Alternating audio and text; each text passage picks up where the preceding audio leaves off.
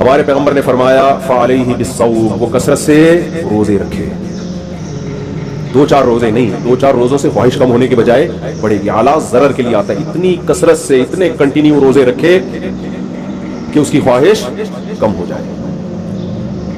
روزہ رکھنے سے 2 فائدے ہوں گے، جسمانی قوت کمزور ہوگی، روحانی قوت بڑھے گی، کیونکہ عبادت ہے۔ نظر کی حفاظت کے لیے، خواہش پہ کنٹرول کرنے کے لیے صرف جسمانی قوت کا کم ہونا کافی نہیں ہے، روحانی قوت کا بڑھنا بھی ضروری۔ عبادت میں دل لگے گا، اس کا پاکیزہ چیزوں میں دل لگے گا۔ کیسا مزہ ہوتا ہے یار جب انسان افطاری کے لیے بیٹھتا ہے بھوکا پیاسا، اللہ کے لیے اس نے بھوک پیاس برداشت کی، اور اللہم لک صمت وعلی رزقک افطرت، اللہ تیرے لیے میں نے روزہ رکھا اور تیری ہی دی ہوئی یہ بھیک ہے، تیرا ہی دیا ہوا یہ رزق ہے جس سے میں افطار کر رہا ہوں۔ اللہ کی محبت پیدا ہوگی تو دوسرے کاموں میں لگے گا وہ۔ دیکھیں دنیا میں سب کچھ نہیں ہے، اللہ کی محبت بھی چاہیے، اور یہ محبت جتنی زیادہ ہوگی صحت بھی اچھی ہوگی، اس سے سکون پیدا ہوگا۔ کھوپڑی شریف میں بات آ رہی ہے کہ نہیں آ رہی ہے؟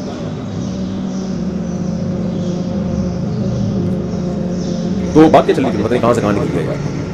ہاں تو روزے رکھو کثرت سے، اور جلد کیا کرو، نکاح کرو۔ ہاں میں جو اصل بات عرض کر رہا تھا کہ اللہ میاں نے یہ اتنی خواہش مرد میں رکھی کیوں ہے، اور یہ جو ہاتھ چلانے والے لوگ ہیں اس کے سوسائٹی کو کیا نقصان ہوتے ہیں وہ بھی بتاتا ہوں، باڈی کو کیا ہوتے ہیں وہ تو میں نے موٹے موٹے آپ کو ایک آسان لفظوں میں سمجھا دیا، سوسائٹی کو کیا ہوتے ہیں وہ بھی سمجھیں۔ دیکھو قدرت نے ایک پروسیس رکھا ہے کہ مرد جب بالغ ہوگا اس میں عورت کے بارے میں بہت سخت جذبات پیدا ہوں گے، کنٹرول کرنا مشکل ہو جائے گا، نہ چاہتے ہوئے شادی کرے گا، یہ اس سے ایک لڑکی کا گھر بسے گا، بیٹیاں والدین پہ بوجھ نہیں بنیں گی۔ ایک بزرگ نے مجھے بتایا کہ پتہ نہیں آج لڑکوں کو کیا ہو گیا، ان کی 6 بیٹیاں پٹی ہو رہی تھی بیچاری۔ کہتے یار ہمارے دور میں نا لڑکوں سے ہم جوتے گھسواتے تھے ہمارے باپ دادے، پھر جا کے رشتہ دیتے تھے، وہ اتنے چکر لگواتے تھے، اتنے انٹرویو لیتے تھے ان سے۔ تو اسلام نے، اللہ نے مرد میں یہ خواہش اس لیے رکھی ہے، نہ چاہتے ہوئے بھی کیا کرے وہ، کیونکہ آپ کی چاہت میں اگر ڈال دیا جائے تو آپ کہیں گے ایکچولی کر کے میں نے بھی پڑھنا ہے، ایکچولی میں نے یہ کرنا ہے، تو اس سے خاندانی نظام کا کیا ہو گیا؟ انگریز نے یہی تو کیا۔ وہ لوگ جب بالغ ہوتے تھے تو انہوں نے زنا شروع کر دیا، ہاتھ سے خواہشات پوری شروع کر دی، اور اون پٹانگ حرکتیں کر کے انہوں نے کہا ایکچولی اگر ہم شادی دیا اور یہ میں ترقی چاندتے تمہارا باپ جائے گا ندیف پہ، تمہارے ماموں کو بھیجیں گے ہم کیا؟ تو یہ شادی دیا اور بچوں کے چکر سے نکلو، اور پھر ایکچولی کر کے نا تو وہ حرام طریقے سے خواہشات پوری کر لی انہوں نے۔ نکاح بھی سوسائٹی سے کیا ہو گیا؟ ختم۔ اب چاند پہ تو پہنچ گیا، لیکن جو بیچارہ چاند پہ جاتا ہے نا وہ بھی نیچے آ کے بڑھاپے میں کیا کر رہا ہوتا ہے؟ کتے پال رہا ہوتا ہے۔ اور اب ان قوموں کو فکر ہو گئی ہے کہ ہماری گروتھ ریشو اتنا گر رہا ہے کہ اتنی ترقی کے باوجود ہم چند سالوں کے بعد مارکیٹ سے کیا ہو جائیں گے؟ شارٹ۔ وہ ترقی یافتہ قوم ہی ختم ہو جائے گی۔ عجیب بات ہے یار، ایسی ترقی کہ آپ انتہا تک پہنچے اور پھر پہنچنے کے بعد آپ کی نسل ہی ختم ہو گئی۔ اس سے تو وہ غریب اچھا ہے جس کی نسلیں تو چل رہی ہیں۔ یہ یورپ کی رپورٹ ہے کہ 50 سال کے بعد مسلمان وہاں سب سے زیادہ ہوں گے، تبلیغ کی وجہ سے۔ تبلیغ کا بھی اثر ہے لیکن گروتھ ریشو کی وجہ سے مائنس میں جانا شروع ہو گئے ہیں۔ وہی ایکچولی کر کے نا 2 بچے ہی اچھے، تو انہوں نے کہا جب 2 بچوں پہ خرچہ ہوتا ہے تو ایک پہ اس سے کم خرچہ، جب 2 ٹینشن ہے تو ایک کم ٹینشن ہے۔ پھر بعض لوگوں نے کہا ایک بھی نہ ہو تو ٹینشن فری، کیونکہ ایکچولی گورنمنٹ نے جو ایکچولی سکھایا تھا اس ایکچولی میں پبلک نے ایک ایکچولی اپنی طرف سے اور ایڈ کر دیا۔ اسلام نے یہ ٹینشن ہی ختم کر دی۔ اسلام نے کہا یہب لمن یشاء اناثا، اولاد تو گفٹ ہے، گفٹ تو جتنا زیادہ وہ اچھا ہے۔ اسلام نے ہمیں دوسرا، ایک آدمی کہتے ہیں ایکچولی میرے 2 بچے گفٹ ہے، دوسرا کہتے ہیں ایکچولی جب گفٹ 2 ہے تو 4 ہو تو اور زیادہ اچھا ہے، تو میرے 4 ہیں۔ اگلا کہے گا یار جب گفٹ ہے نا تو تحفے تو 8 ہو تو اور زیادہ اچھا ہے، تو ایکچولی کتنے ہونے چاہیے؟ اسلام نے اس سمت پہ چلایا ہے آپ کو، نہیں یاری بات۔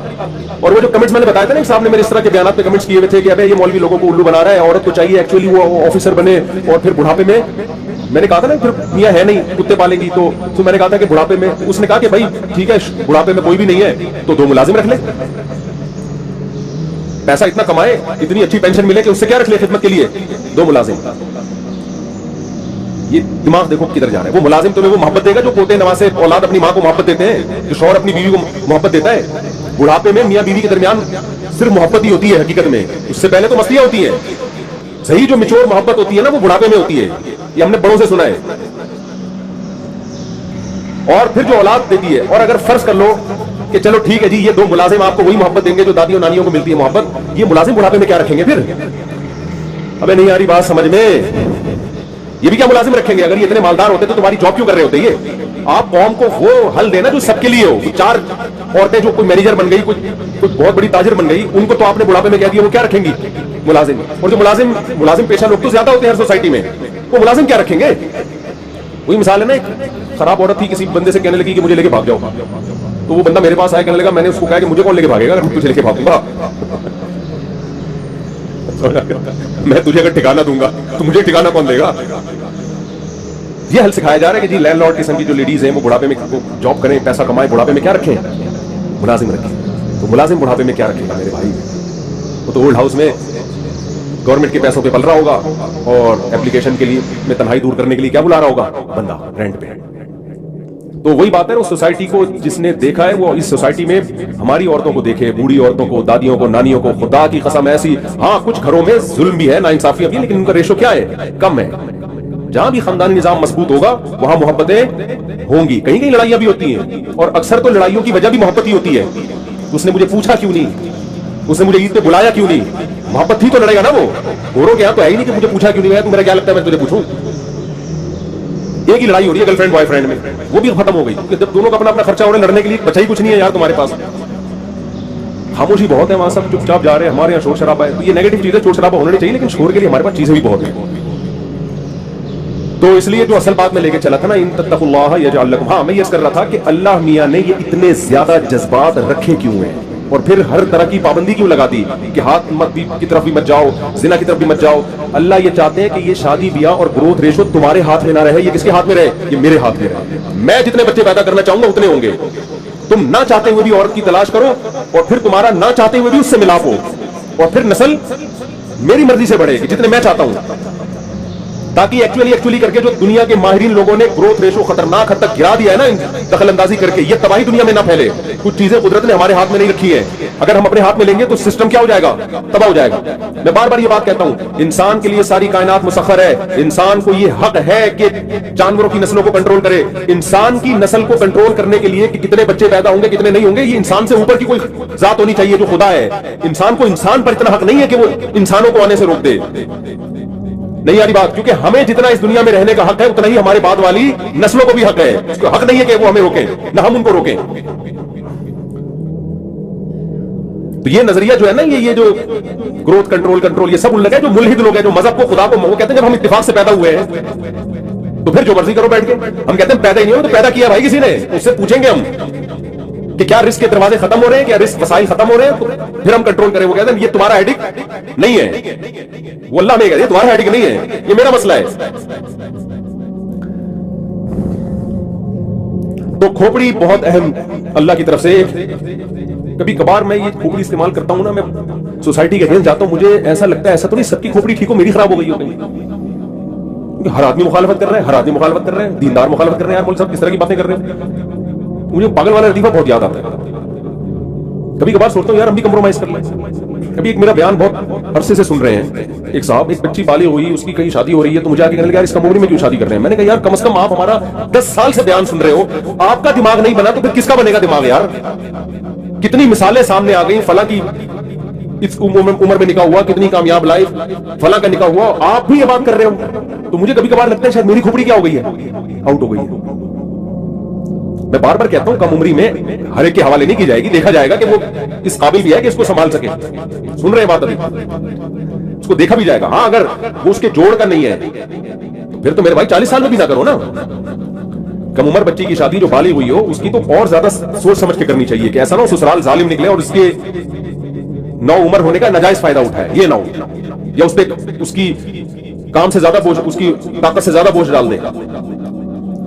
बात है कुफूफ की। अगर हदीस में भी आता है कि जब लड़की बालिग हो उसका जोड़ का रिश्ता मिल जाए तो निकाह में ताखीर मत करो। यहां भी हदीस में जोड़ का तस्करा है, जोड़ का नहीं मिल रहा, या आपको खतरा आता है यार पता नहीं क्या हो जाएगा इस ससुराल में जाके, फिर नहीं करवाओ। तो मुझे जब मैं बात करता हूं ना तो मुझे लगता है शायद हमारी खोपड़ी क्या हो गई है, आउट हो गई। वो एक पागल वाला लतीफा जल्दी सुना दूं, बहुत पुराना हो गया लेकिन लतीफा भी मजे का है ना, वो फिट आता है हालात। एक बादशाह सलामत थे, उनको किसी ने बताया कि मुझे ख्वाब आया कि बारिश होने वाली है, जो जो बारिश का पानी पिएगा वो पागल हो जाएगा।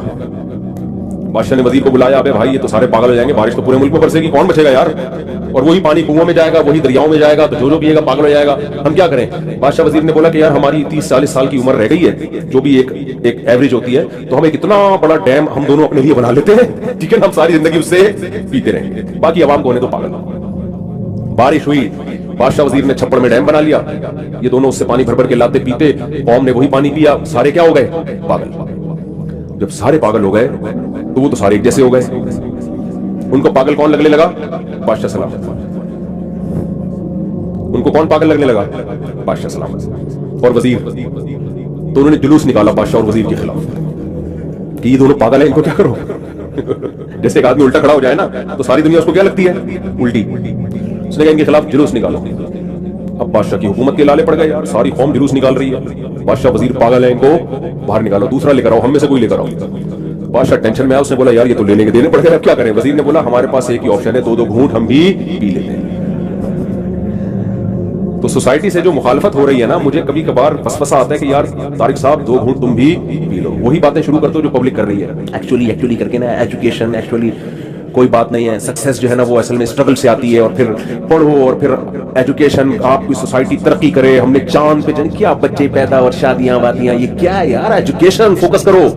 कोई बात नहीं, फिर हमारा लेवल तब तो और आगे गया, जिना हो गया तो क्या है यार, इससे डॉक्टर तो कहेगा जिना से भी सेहत को कोई नुकसान होता है क्या, डॉक्टर पर तो एक ही चीज मुसल्लत हुई है ना, सेहत। वो और तो कुछ सोचने का उसको बेचारे को, तो एमबीबीएस जब उसने किया है तो सेहत ही पड़ता रहा है ना। अबे भाई सेहत के अलावा भी दुनिया में बहुत सारे, जिना से ये होगा कि कम बगल शादी नहीं करेगा तो लड़कियां घरों में बैठेंगी, वो भी जिना करेंगी। फिर जब सब जिना करेंगे, अल्लाह माफ फरमाए, तो आपस का जो एक रिलेशन है, चच्चा मामू खाला फुफा ताया दादा नानी, वो क्या हो जाएगा, बर्बाद हो जाएगा।